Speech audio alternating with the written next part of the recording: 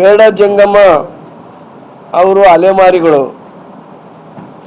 ಬೇಡ ಜಂಗಮ ಮಾದಿಗರ ಮನೆಯಲ್ಲಿ ಬೇಡ್ಕೊಂಡು ತಿನ್ನುವಂಥ ಸಮುದಾಯ. ಒಂದು ಕಾಲದಲ್ಲಿ ಕಿತ್ತು ತಿನ್ನೋ ಬಡತನ 60-70 ವರ್ಷಗಳ ಹಿಂದೆ ಆಹಾರನೇ ಇರಲಿಲ್ಲ. ಬೇಕಾದಷ್ಟು ಜನರಿಗೆ ಆಹಾರ ಇರಲಿಲ್ಲ, ಬರೀ ಮಾದಿಗರಿಗೆ ಮಾತ್ರ ಅಲ್ಲ. ಆ ಮಾದಿಗರು ಬೇರೆಯವರ ಸಮುದಾಯದ ಮನೆಗಳಲ್ಲಿ ಜೀತ ಇರೋರು, ಹೊಲ ಗದ್ದೆಗಳಲ್ಲಿ ಕೆಲಸ ಮಾಡೋರು, ಇವರೇ ದನ ಕರುಗಳನ್ನೆಲ್ಲ ಸಾಕೋರು. ಆ ದನ ಕರುಗಳು ಏನಾರು ಸತ್ತರೆ ಅಂತ ತಗೊಂಬಂದು ಇವರು ಚರ್ಮ ಸುಲಿದು ಆ ಚರ್ಮನ ಹದ ಮಾಡಿ ಅವರ ಮೇಲ್ವರ್ಗದ ಜನರಿಗೆ ಚಪ್ಪಲಿ ಮತ್ತು ಪಟ್ಗಣಿ ಮತ್ತು ಬಾರ್ಕೋಲ್ ಮಾಡಿಕೊಡ್ತಾಯಿದ್ರು. ಮಾಂಸನ ತಿಂಗಳಿನಟ್ಲೆಲೆ ಕೊಯ್ದು ಒಣೆ ಹಾಕಿ ತಿಂತಾಯಿದ್ರು. ಆ ಒಂದು ಮಾಂಸವನ್ನು ನಮಗೆ ಕೊಡ್ರಿ ಅಂತಂದೇಳಿ ಬೇಡ ಜಂಗಮರು ಮಾದಿಗರ ಮನೆಯಲ್ಲಿ ಬೇಡಿಕೆ ತಿಂತಕ್ಕಂಥ ಒಂದು ಸಮುದಾಯ, ಅಲೆಮಾರಿ ಸಮುದಾಯ. ಆಂಧ್ರದಿಂದ ಬಂದಂಥವ್ರು ಅವರು. ಕೆಲವೇ ಜನ ಬಂದಿದ್ರು. ಅವ್ರ ಭಾಷೆ ತೆಲುಗು. ಅವರು ಸರಾಯಿ ಕುಡಿತಾ ಇದ್ರು, ಸೇಂದಿ ಕುಡಿತಾ ಇದ್ರು, ಕಳಬಟ್ಟಿ ಸರಾಯಿ ಮಾಡಿ ಅದನ್ನು ಕುಡಿತಾ ಇದ್ರು. ಅಂಥ ಒಂದು ಸಮುದಾಯ ಬೇಡ ಜಂಗಮ. ಅವ್ರ ಮಾತೃಭಾಷೆ ತೆಲುಗು.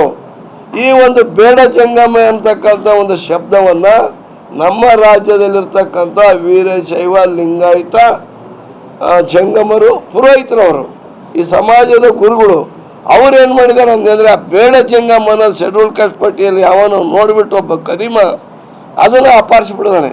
ಏನು ಮಾಡಿದಾನೆ? ಬೇಡ ಜಂಗಮರು ಇವರು ಬೇಡ ಅನ್ನೋದು ತಗೊಂಡ್ಬಿಟ್ರು. ಬೇಡ ಅಂದರೆ ಪೇಟಿ ಅಡ್ಕೊಂಡು ತಿನ್ನೋನು. ಅರ್ಥ ಮಾಡ್ಕೊಳ್ರಿ. ಅವನು ಏನು ಮಾಡೋಣ ಅಂದರೆ ಬೇಡ ಜಂಗಮರು ನಮ್ಮ ಮಾದಿಗಟ್ಟಿಯಲ್ಲಿ ಬರೋರು. ಬಂದಾದ್ಮೇಲೆ 2 ದಿನ ಸುಖವಾಗಿ ಇವ್ರು ಹಾಕಿದ್ದನ್ನು ತಿಂದುಬಿಟ್ಟು ಮತ್ತೆ ಹೋಗೋರು. ಅವಾಗೆಲ್ಲ ಕಾಡು ಮೇಡು. ಅಲ್ಲಿ ಕಾಡಿನಲ್ಲಿ ಭೇಟಿಯಾಡಿ ಹಂದಿನೋ ಮೊಲನೋ ಅವು ಇವು ಭೇಟಿಯಾಡಿ ಕಾಡಿನಲ್ಲೇ ವಾಸ ಮಾಡ್ಕೊಂಡು ಆ ಮಾಂಸ ಎಲ್ಲ ಖಾಲಿ ಆದಮೇಲೆ ಅಲ್ಲಿ ಯಾವ ಭೇಟಿ ಸಿಗದೆ ಇದ್ರೆ ಊರ ಕಡೆ ಬರೋರು. ಊರ ಕಡೆ ಮತ್ತೆ ಬಂದವರು ಮಾದಿಗರು ಎಲ್ಲೇದಾರ ನೋಡಿ ಅವ್ರ ಮನೆಗಳಲ್ಲೇ ಬೇಡಿಕೆ ತಿಂತಕ್ಕಂಥ ಬೇಡ ಜಂಗಮ. ಈ ಸರ್ಟಿಫಿಕೇಟನ್ನು ದುರುಪಯೋಗ ಪಡಿಸ್ಕೊಂಡು ಕೆಲವರು ಈಗಾಗಲೇ ನೌಕರಿ ಅದು ಇದು ಪಡೆದಿದ್ದಾರೆ. ಅದು ಅಕ್ಷಮ್ಯ ಅಪರಾಧ. ಆಮೇಲೆ ನಾವು ಹೇಳಿದ್ದೇವೆ, ಯಾರ್ಯಾರಿಗೆ ಬೇಡ ಜಂಗಮ ಸರ್ಟಿಫಿಕೇಟ್ ಕೊಟ್ಟಿದ್ದೀರೋ ಸರ್ಟಿಫಿಕೇಟ್ ಕೊಟ್ಟಿರ್ತಕ್ಕಂಥ ತಹಸೀಲ್ದಾರ್ನ ಫಸ್ಟ್ ಒದ್ದು ಅವನ್ನ ಜೈಲಿಗೆ ಹಾಕಬೇಕು.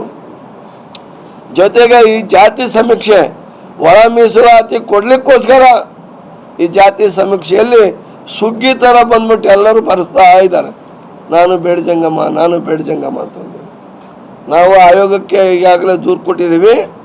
ಆಯೋಗದವರು ತಕ್ಷಣ ರಾಜ್ಯದಲ್ಲಿ ಎಷ್ಟು ಜನ ಬೇಡ ಜಂಗಮ ಅಂತಂದೇಳಿ ಸರ್ಟಿಫಿಕೇಟ್ ತೆಗೆದುಕೊಂಡಿದ್ದಾರೆ ಆ ಡಾಟಾ ಎಲ್ಲ ತರಿಸ್ಕೊಂಡ್ರೆ ಈ ಸಂಖ್ಯೆಯನ್ನು ನೋಡಿ ಇವರು ಓಡಿ ಬಂದು ಶೆಡ್ಯೂಲ್ಡ್ ಕಾಸ್ಟ್ನ ಹಕ್ಕುಗಳನ್ನು ಅಪಾರಿಸ್ಲಿಕ್ಕೆ ಬಂದು ಬರೆಸ್ತಾ ಇದ್ದಾರಲ್ಲ, ಅವ್ರು ಎಷ್ಟು ಜನ ಇದ್ದಾರೆ ಅಂತ ನೋಡಿ.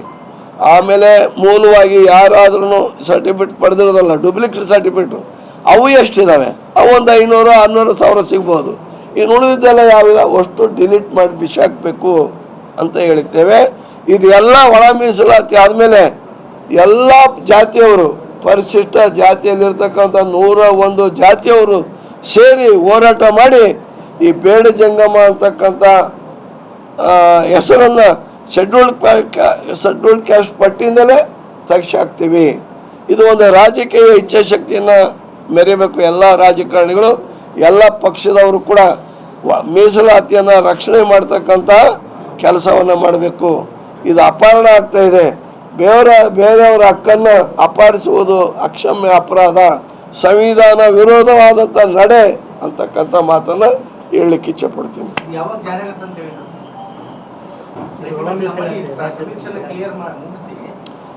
ಈಗ ಸಮೀಕ್ಷೆ ಮುಗಿಬೇಕು.